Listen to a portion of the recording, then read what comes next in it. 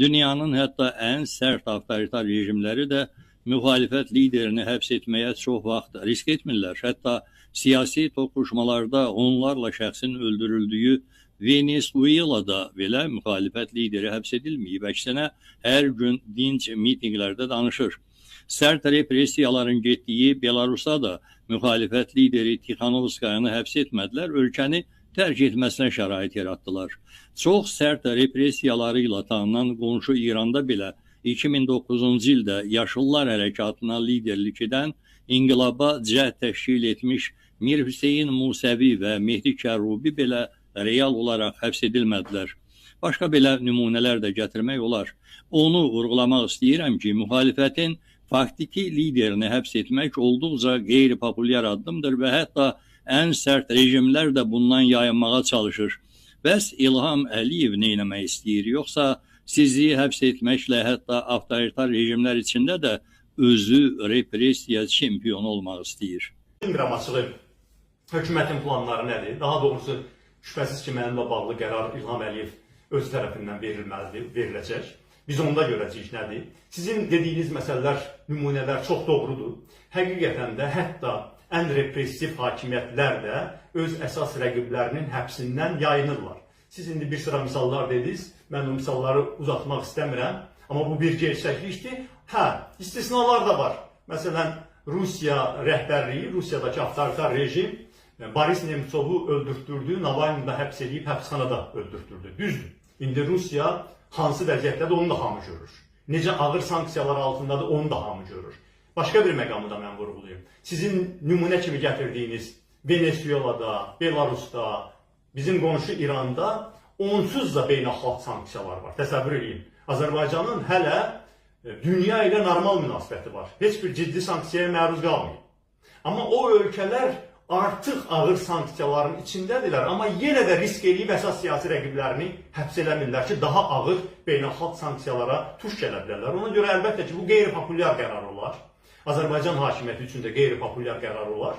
Amma mən Azərbaycan hakimiyyəti ilə bağlı artıq nəyisə eləməz kimi bir proqnoz vermək istəmirəm açığı. Azərbaycan hakimiyyəti bizə son illərdə göstərib ki, hər cür məntiqdən kənar qərarlar verilə bilər. Hər cür gözlənilməyən qərarlar verilə bilər. Ona görə də əlbəttə ki, qərarın necə olacağı bizdən asılı deyil. Onu biz buraxırıq hökumətin öhdəsinə. Biz nəyin üzərində işləməliyik? Biz onun üzərində işləməliyik ki, hakimiyyətin mənimlə bağlı qərarı nə olur olsun. Yəni, həbs eləmək, yaxud da bu cinayət işindən imtina etmək, bu qərardan biri verilməlidir. Hansı qərarı verirsə versin, əsas strateji məqsəddən ayrılmasın. Nədir strateji məqsədi? Və bizim üçün nə olar strateji məğlubiyyət? Əgər hakimiyyət məni həbs eləməklə, həm də real müxalifəti, xalq cəbhəsini, milli şuranı sarsıtmağa da nail olarsa, bu olar bizim strateji məğlubiyyətimiz. Və hakimiyyətin məqsədi də budur. Yeri gəlmişkən, mən hər kəsi diqqətli olmağa çağırıram. Artıq son günlər görünür ki, bütün cəbhə xətti ilə bizim üzərimizə deməli hücum gəlir. Bir tərəfdən hüquq müstəvisində xalq cəbhəsinin qurultayının qərarı ləğv olunur, mənim sədrliyim tanınmır. O biri tərəfdən paralel proses gedir, xalq cəbhəsinin hüquqi fəaliyyətinin dayandırılması məhkəmənin gündəmindədir hal-hazırda. Üçüncü bir cəbhə də açılıb, xalq cəbhəsinə qarşı qara PR kampaniyası, hakimiyyətin əli çatan, sözü keçən bütün adamları birini arxivdən çıxardıblar, birini satın alıblar, birini nə ediblər, hamını danışdırıb bir cəbhə açıblar xalq cəbhəsinə qarşı. Ona görə də mən ilk növbədə cəbhədaşlarımı və bütün demokratik düşərgəni xəbərdar edirəm ki, söhbət təkcə Əli-Kərimlinin həbsindən getmir. Əgər Əli-Kərimlinin həbsi qərarı olacaqsa, bu Azərbaycanın real müxalifətinin tamamilə sarsıdılması, sıradan çıxarılması üçün növbəti bir hücumun işarəsi olacaq. Yəni ardı olacaq. Ona görə də biz nə etməliyik? Biz xalq olaraq ilk növbədə əlbəttə ki, mənim ərkim çatan cəbhədaşlarıma müraciət edirəm. Hökumətə bu strateji uğuru qazanmasına imkan verməməliyik.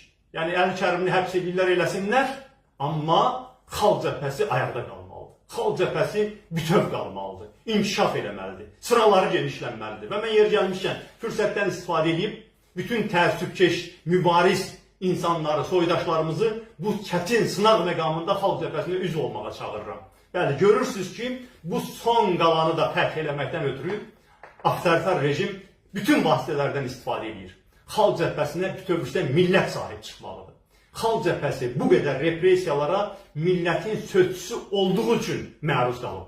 Sıralarımızdan indiyə qədər 50 nəfərdən artıq fəal funksionerimiz siyasi məhbus həyatını illərlə ona görə yaşayıb ki, sizin sözünüzü demişik, millətin haqqını müdafiə eləmişik, sizin haqqınızı heç kimə qurban verməmişik, danışmaq gerəkən yerdə danışmışıq, heç zaman danışmaq lazım olan yerdə susmamışıq.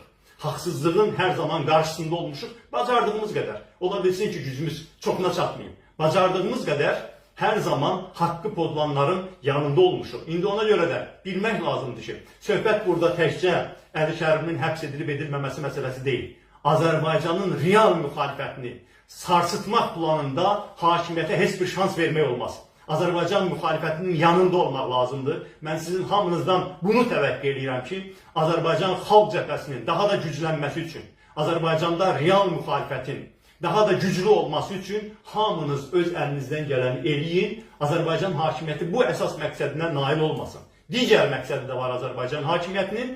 Bu barədə mən bundan əvvəlki proqramda danışmışdım. Qənimət bəy sizinlə Azərbaycan hakimiyyəti çox narahatdır, çox pərtdir ki, əlində bu qədər media resursları var, bu qədər maddi resurslar, texniki imkanlar var.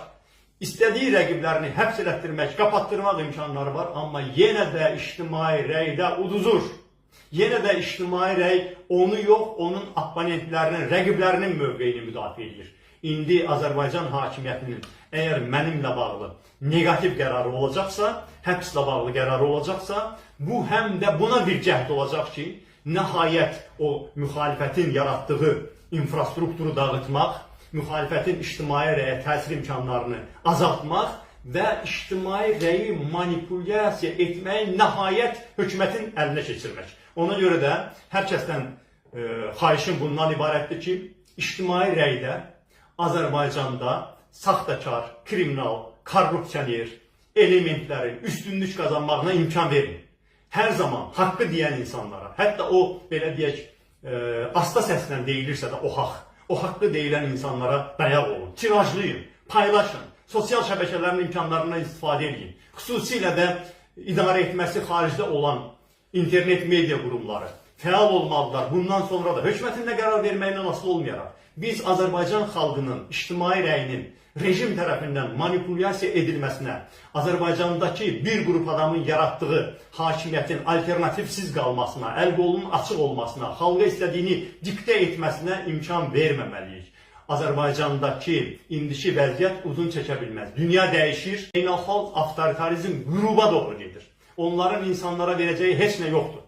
Onlar, avtoritar rejimlər insanların haqqını da alır, canını da alır, əmlakını da alır, inkişafın da qabağını alır. Heç bir dəyəri yoxdur, heç bir prinsipi yoxdur. Belə rejimlərin gələcəyi ola bilməz. Ona görə də Azərbaycan hakimiyyəti hansı qərarı versin, bilməlisiniz ki, Azərbaycanın demokratiyaya qovuşacağı bir mənalıdır. Sadəcə rejim özü üçün biraz vaxtını artıra bilər. Amma biz möhkəm olmalıyıq, hamı öz mövqeyində sabit olmalıdır ki, Azərbaycanda real müxalifət yaşasın və güclənsin, hakimiyyət alternativsiz qalmasın, Azərbaycan hakimiyyəti ictimai rəyə heç bir yalanını diktə eləyə bilməsin.